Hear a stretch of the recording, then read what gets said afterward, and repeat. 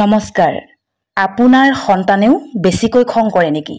সৰু ল'ৰা ছোৱালীয়ে নিজৰ আবেগ অনুভূতি লাগিলে খং হওক বা কিবা ইচ্ছাই হওক ভালকৈ প্ৰকাশ কৰিব নাজানে, যাৰ ফলত যেতিয়া নিজৰ কথাখিনি ভালকৈ বুজাব নোৱাৰে তেতিয়া হয়তো খং কৰে নাইবা কান্দিবলৈ লাগি যায়।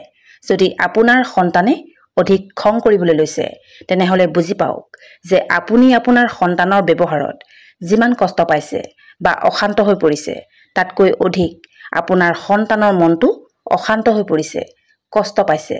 কাৰণ সন্তানে নিজৰ মনৰ কথা আপোনাক বুজাব পৰা নাই। গতিকে ল'ৰা ছোৱালীক মনৰ ভাৱ প্ৰকাশ কৰিবলৈ শিকাওক।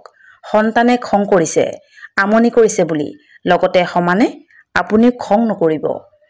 ইয়াৰ বাবে আপুনি আপোনাৰ ঘৰৰ পৰিৱেশ ভাল ৰাখক আৰু নিজৰ ব্যৱহাৰত নম্ৰতা ৰাখক, যাতে আপোনাৰ সন্তানে ভয় নকৰাকৈ নিজৰ মনৰ কথাখিনি ক'ব পাৰে।